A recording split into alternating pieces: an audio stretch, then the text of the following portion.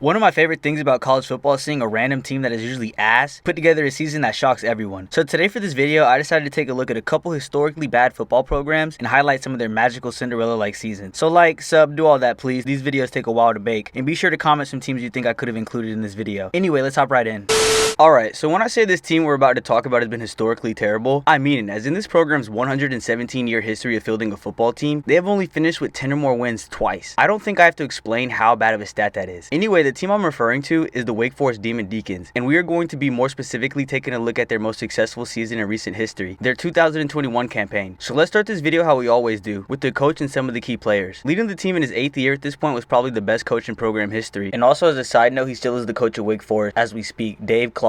Running the offense was Sam Hartman, who would have a monster season passing for about 4,200 yards with 39 touchdowns, and would also add a nice 363 yards on the ground. Staying on the ground, this Wake Forest squad had a three-headed monster, with backs Christian Bell rushing for 604 yards, Christian Turner rushing for 506, and Justice Ellison rushing for 541 yards. The same could not be said for the receiving corps though, as everyone knew who the team's alpha was at that position, that being A.T. Perry, who would finish with the team lead in receiving, putting up nearly 1,300 yards with 15 touchdowns. Starting the 2021 season, the Wake Forest Demon Deacons would open up with two gimme games as they would easily beat Old Dominion 42-10 and Norfolk State 41-16, bringing their record to 2-0. Wake Forest's next matchup was up against conference juggernaut Florida State. Even though this year they were a little down, it was still going to be a tough matchup for the Deacons, as Wake Forest's all-time record versus Florida State is extremely lopsided. Before the game, Dave Lawson must have reminded his team about how dominant FSU has been against them historically, as the Deacons would take this matchup personally, impressively winning against the Noles 35-14, in a game where FSU would get shut down the entire second half. 3-0, Wake Forest's next stretch of 4 games were going to be tough. They would be visiting Virginia, hosting Louisville, and then back on the road for games against Syracuse and Army. A personnel grouping on the field and keep them there. Hartman all kinds of time, looking deep, wide open target, caught at the goal line. Here comes the blitz. Hartman delivers, caught, touchdown. Poor body churning, kept it going to move those chains. Hartman bucks some time, and it's on Right now. 8 of 16 on third down. Hartman looking left all the way. Now has to go back right. Gets rid of it. Back corner of the end zone.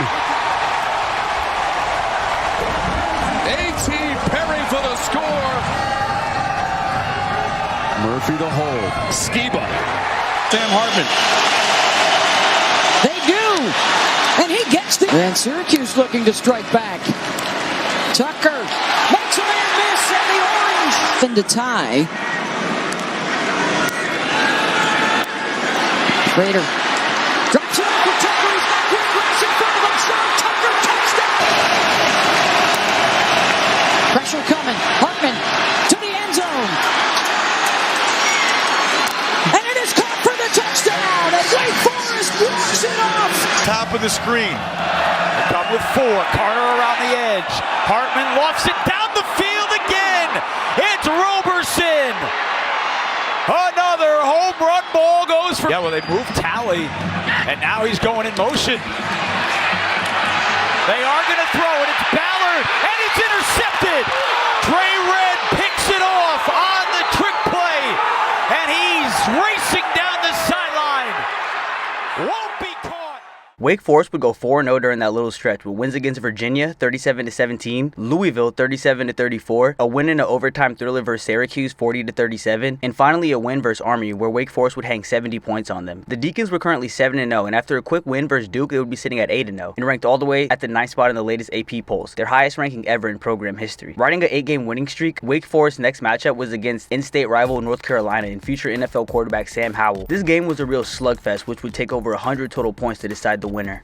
Loves the weight room. They have to kick him out of the weight room. Here he comes on a design run. He lowers his shoulder and scores. Game's coming in. Hartman's looking at him. Hartman's looking at the end zone and running a play on 1st and 10. Sam Hartman, corner of the end zone. Catches. The Heisman Trophy candidate at Michigan State. Pressure off the corner. Hartman to the end zone. A one-hit is indicative of a well-coached team. They don't turn it over. They don't commit penalties. They have a man wide open. They have beautiful play design. Perry stumbled a bit. Will they catch him? He dives for the pylon. More than Williams. Already the all-time passing yardage leader. Trying to throw a touchdown pass. Penn takes him back to the 50. Chandler breaking tackles. What a game for Ty Chandler. Into the end zone. Wake Forest would leave Chapel Hill with a tough loss, bringing their record to 8-1 and moving their ranking in the AP polls down to the 12th spot. Wake Forest would need to have a short memory, as following their game against North Carolina, they were set to host the 16th ranked North Carolina State Wolfpack, then after that traveled to the top dog of the ACC over the last 15 years, the Clemson Tigers. To be in the low 40s, upper 30s tonight. Hartman scanning the field, throwing for the corner, and a tremendous... unable to get into the end zone. That kickoff return seemed to change everything. Well, Bam Knight's going to try it again. He went 72 yards the last time. He's across the 30. Watch him go again. 40, 30, looking for the end zone. Tiptoeing. He is in for the touchdown. Hartman can be so dangerous running the football as well. Ellison straight on, and he is in. Formation. Now Uiagalelei comes out. Shipley the jump pass. Allen end zone. Name from Clemson's offense. On first down pace, end zone. Did he get there? Yes, he did. Man coverage. That's 6 catches so far today. Uiagalelei heaves it deep. Wake Forest territory, and it's brought in. Collins has it. Penalty marker down, but that's a Clemson touchdown.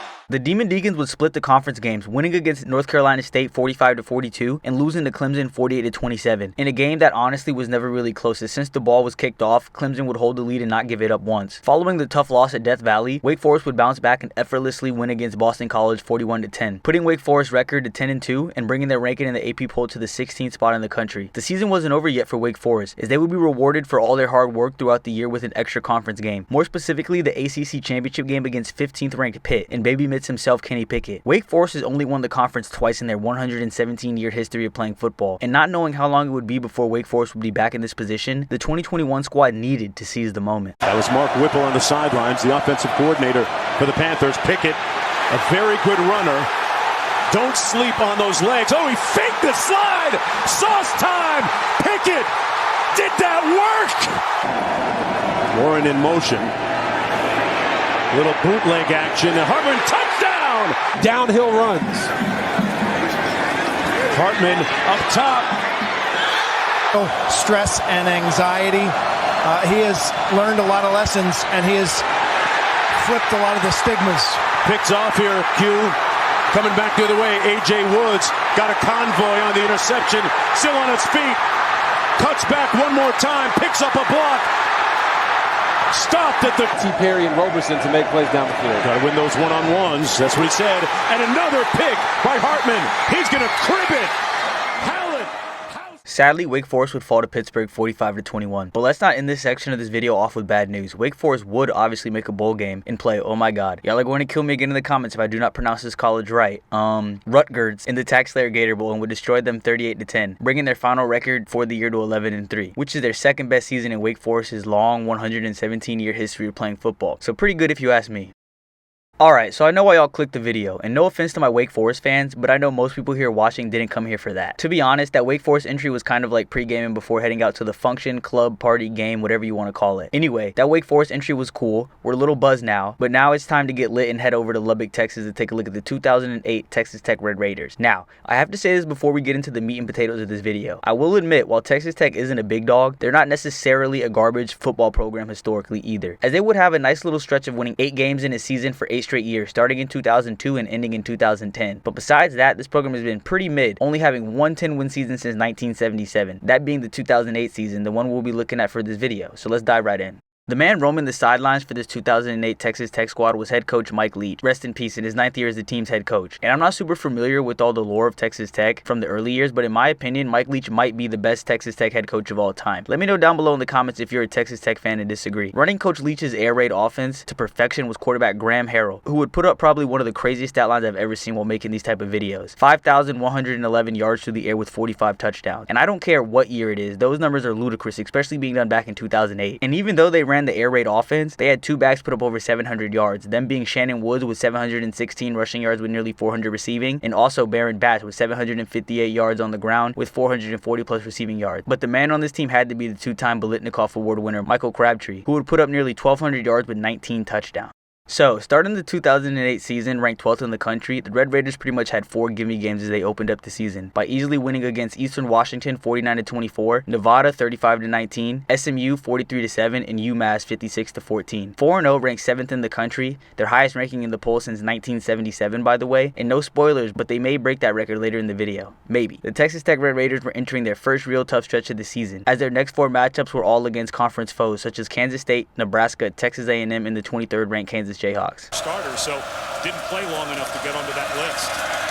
Harrell, sideline, got it, complete. Did he get it to the end zone? Just under 4 yards away.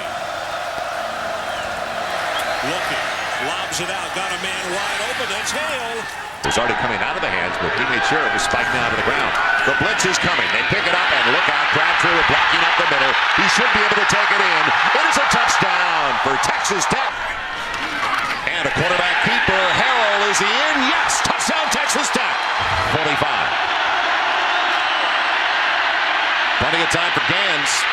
Now, intercepted. It's over. Nicely done. Q had the pressure on him last time.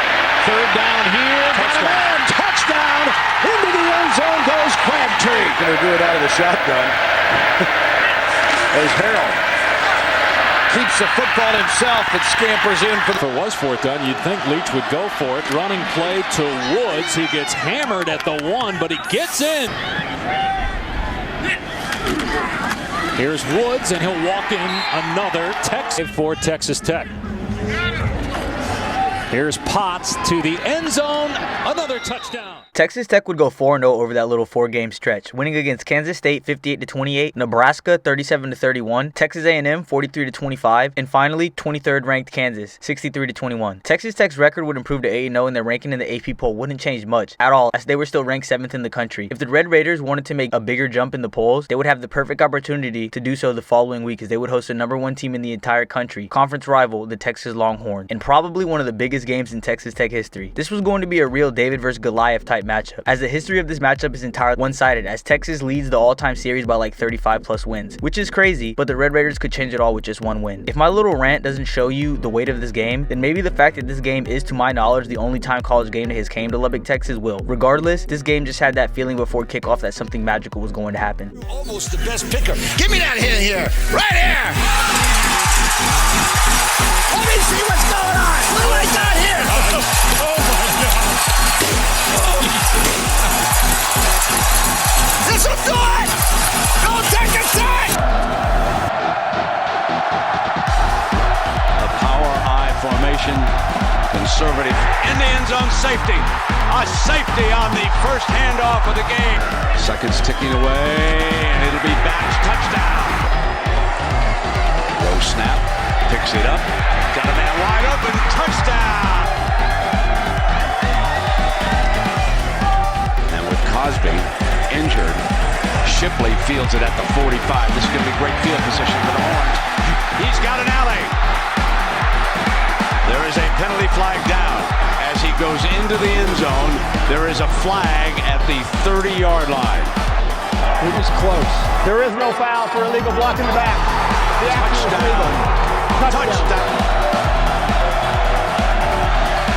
Steps up. Intercepted. Picked off by Charbonnet. And Charbonnet scores. Complete. Running to the end zone is Williams. Touchdown, Texas. Gets the call. End zone touchdown. There's that quick hitch over to the flanker for the 1st and 10. What's that? Harrell. And that's a 1st and 10. He'd added. Still 1 timeout left here for Texas Tech. 8 seconds. 2nd down now. Deep strike. Got the big man. Crabtree pulls free. And touchdown. Red Raiders with a 2nd to go.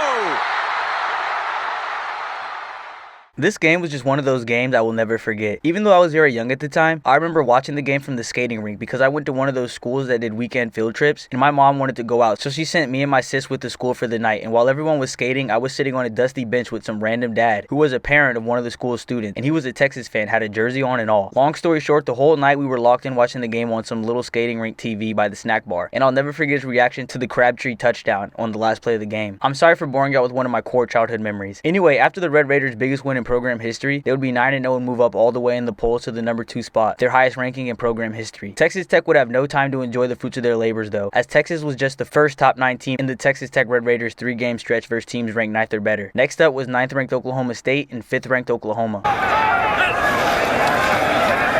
Rush 4, fade end zone, and Telling me that. there's the handoff, touchdown. Showed pressure. Here they come. Crabtree, touchdown. Steps away. Incomplete. As a group right now, they look like they're rattled as a team. Play action going in zone. Touchdown, Oklahoma. Backpedaling. Incomplete. Worry for them, and it needs to continue to be brought up that they did beat Oklahoma head-to-head, and that's going to be their one thing. Oh, caught beautifully by John. Texas Tech would split the games versus teams from Oklahoma, beating the Polks 56-20, then getting manhandled by the Sooners 65-21. I just want to say, it's tough for a program like Texas Tech to stay healthy and maintain a deep rotation of players all throughout the season, especially when you have extremely gruesome stretches of conference play, where you face 4 straight top 25 teams, and if you want to get even more specific, 3 straight top 10 teams. Texas Tech would bounce back in their last Big 12 game of the season, defeating conference rival Baylor 35-28, finishing the regular season 11-1, ranked 7th in the country. In a weird twist of fate, the side of the conference Texas Tech resided on, the Big 12 South, would have a 3-way tie for first place and the right to play Missouri in the Big 12 title game. And somehow Texas Tech would finish behind Oklahoma and Texas. I'm pretty sure there was some mathematical reasoning for this, but who cares? Texas Tech and the Natty would have been sick. But don't worry, Red Raider fans. My Gators in their last year of being relevant would win the national title against Oklahoma. So you're welcome, I guess. Just kidding. 11-1, no matter if Texas Tech didn't make their conference championship game, this season was still a massive success and one that history will never forget. Also, no hate to Nick Saban, but I think Mike Leach should have gotten Coach of the Year. At least he did get to share Big 12 Coach of the Year with Mike Stoops though. That was a nice little blast from the past. I really love that 2008 Texas Tech squad. But let's head 11 years into the future to the year 2019 to talk about the final team for this video, the Minnesota Golden Gophers. I know they have won a total of 6 national titles, but let's all be honest, those came back in the years 1934, 1935, 1936, 1940, 1941, and 1960. And to be even more specific, since 1906, the Golden Gophers only have 2 10-win seasons, one in the year 2003 and the other in the year we're about to cover in this video. So this is my justification for putting them in this video, and I do understand as of late the football program has been decent, but in my opinion this program has been mediocre overall. Anyway, with all that filler out the way, let's dive right into the 2019 Minnesota Golden Gophers, a historically bad team who had a magical season. Leading the program in his 3rd season was head coach PJ Fleck, the current best bald head coach under the age of 43 that coaches for a team in the northern part of America. The man under center was Tanner Morgan, who would finish the year with over 3,200 yards and 30 touchdowns. Leading the team in rushing was Rodney Smith, who would finish the year with over 1,100 yards. While impressive, he wasn't the only Gopher in the backfield putting in work, as Muhammad Ibrahim would add his own 604 yards on the ground to improve the team's rushing total. But if I'm being honest, the team's strong point had to be their pair of NFL-bound wide receivers, in Tyler Johnson, who would put up over 1,300 receiving yards, followed by Rashad Bateman, who would add 1,219 receiving yards of his own. And I usually don't do defensive players in these type of videos, but I had to give a shout out to NFL safety Antoine Winfield Jr., who would finish the season with 7 picks. Speaking of the season, let's hop right in. To start the 2019 college football season, the Golden Gophers would be tested early, and when I say early, I mean early, as in their first 4 games of the season against teams such as South Dakota State, Fresno State, Georgia Southern, and Purdue, Minnesota would require all 4 quarters and sometimes some extra quarters to stay alive and stay undefeated during this little stretch. It's 3rd and this long. Each of the last 3 third downs have been. Morgan steps up. He's run down the sideline. 1-on-1. What a catch! Ibrahim in. Touchdown Minnesota. Ibrahim, his carry, he's in. Touchdown Minnesota. 3-man rush. Morgan going for the end zone. There, caught and touchdown. He got it. Oh. A stronger back, a little more powerful, is in. There's the snap. And Morgan will pull it and snap. Kick. Oh, the kid drilled it. How about 288, 3 touchdowns, and a pick. He'll throw. End zone for the win! And it's intercepted! And Minnesota wins it! Calling the shots for Minnesota. Short drop over the middle. Back of the end zone, touchdown! Ball, 3rd down and 5. Morgan facing pressure. The ball's free. It's down on the deck. It's picked up on the run. Rashad Bird racing to the end zone. Morgan, another low snap. Looking for the fade for Johnson. Tied up, tangled up. A week ago, and this time it's a pass on the slant. Caught Aubin Bell. He's got some room at the 40-yard line. He's got a blocker as well from Johnson. Aubin Bell takes it to the house. From Union, Kentucky. Little double pump. Pressure coming. Karlaftis gets rid of it. Bateman over the shoulder catch. Another touchdown. After that wild 4-game stretch where the Gophers would win against South Dakota State 28-21, Fresno State 38-35 in a double overtime thriller, Georgia Southern 35-32, and to end the stretch a 38-31 win over conference rival Purdue, Minnesota was sitting at 4-0. But unfortunately, because they played so mediocre in their first 4 games of the season, against, to be honest, not even the best of competition, they were unable to get many votes for the top 25. The ball legend himself, PJ Fleck, must have used this as major motivation for the team, because in their next stretch of 4 games, they would take their play to a whole nother level, handling Illinois 40-17, Nebraska 34-7, Rutgers 42-7, and finally Maryland 52-10. Coming off that dominant stretch of play from the Golden Gophers, their record would move to 8-0, their best start to a season since 1941. So pretty much their best start ever, because nobody remembers anything past like 1980. Also, their ranking in the AP polls would move up as well, all the way to the 17th spot in the entire country. The energy was high in Minneapolis, and hopefully it would stay high, because if Minnesota wanted to be taken serious, the Golden Gophers would have to take out the 4th ranked team in the country, the Penn State Nittany Lions. It wouldn't be easy, but at least the Golden Gophers were fortunate enough to be the home team for arguably one of their biggest games in recent program history. And I think one of the most important things for Minnesota in this game, particularly early, is managing the adrenaline, managing the moment. And they'll get a great opportunity right now kicking the hand. Down the field, they had a 58-yard rush against Buffalo earlier this year, throwing deep, single coverage, jump ball, and it is intercepted. They're using it to great impact lately. The blitz is picked up. There's an open man. It's Rashad Bateman, and he is gone. Tight spot. Got it in between 2 defenders. Here's Journey Brown. He breaks tackles. He has lots of running room. He has a touchdown. Laterally, not penetrating. Short throw, little bubble. Chris Aubin-Bell inside the 10, the 5. Touchdown, Minnesota. 10 history among those who threw a minimum of 15 passes in a game. Trying to thread it in, and he does. Tyler Johnson. Touchdown, Minnesota. It's a touchdown. Great fake. Clearly they have slowed the pace here with the lead. You wonder if they've cost themselves some rhythm. Morgan says no to that question. Green lowers his head again. Don't waste the snap here. I don't think they got it off. Didn't look like they did. Journey Brown walks in. Ohio State. 3-man rush. Clifford again has time. Throws. And it is intercepted in the end zone by Jordan Howden.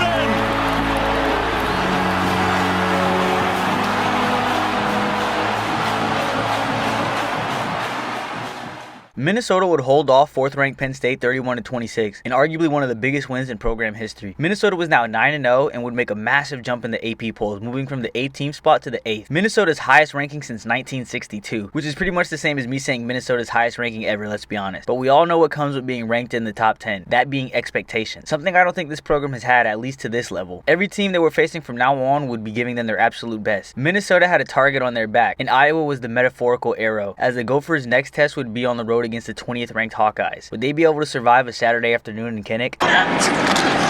Heavy dose of Goodson in this first quarter. The freshman trying to get around the edge. Crashes his way in. He's got the whole picture. Play action. Deep drop. End zone. Smith-Marset. Touchdown Iowa. Morgan looking down the seam. Johnson's broken loose for the top.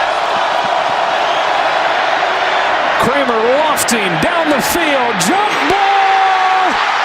It is picked off by Riley Moss. Unfortunately, in a close one, Minnesota would fall short to the Iowa Hawkeyes 23-19, giving them their first loss of the 2019 season. Luckily for the Gophers, this loss didn't hurt them too much as they only dropped about 3 spots. Now 9-1 and ranked 10th in the country, Minnesota really had a chance to make a Big Ten title push and possibly, I'm just saying, make an attempt for one of the 4 college football playoff spots, which sounds crazy when I say it out loud, but they really had a chance. All they had to do was win their remaining 2 games against Northwestern and rival Wisconsin. Minnesota would handle Northwestern pretty easily, 38-22, putting their record at 10-1 and moving them up in the rankings to the 8th spot, with 1 more game left against conference rival Wisconsin at home. If the Golden Gophers could win, they'd be headed to the Big Ten championship game to face off against the #1 Ohio State Buckeyes. Sit backs in this conference. Morgan still got it. He'll loft it downfield. Bateman's got it, and the Gophers strike quickly. Right. Looking to throw again on 2nd and down, and a wheel out in traffic. He's got it. Groshek. Then for Taylor. Cone goes back, takes a downfield shot. Davis has got it. And Wisconsin. Taylor. His 3rd touch. Sadly, the Gophers would be outplayed at home versus the Wisconsin Badgers, with the final score being 38-17. This outcome would put an end to Minnesota's playoff hopes and also shut the door on their chances to advance to the Big Ten title game to face the #1 ranked Ohio State Buckeyes. And I know they probably would have lost versus the Buckeyes, but it would have been really interesting to me to see them getting a chance to fight for a playoff spot. And who knows, they might have won. Anything can happen on any given Saturday. Or maybe this saying Sunday, I don't really know. Anyway, let's end this video on a positive note. That game that Minnesota hosted versus the Wisconsin Badgers, even though they lost, it was the program's first time being on College game day. And to some, that might not be that big of a deal, but to me it is. It's always good to get your program on the biggest stage so you can get more eyes on your school. Minnesota would also end their season on a high note with a bowl game win versus the 12th ranked Auburn Tigers, giving Minnesota their only 11-win season in the last 100+ years. For this crazy milestone accomplished by PJ Fleck, he would be awarded the Big Ten Coach of the Year. Well, more specifically, like the entry before, Mike Leach, PJ Fleck would have to share his Coach of the Year award with Ryan Day. Regardless, this is still massive for the program. Well, that's pretty much going to do it for this video. If you made it this far, please like and subscribe. And if you have any video ideas you would like to see me do in the future, let me know in the comments. I'll be sure to take a look at it.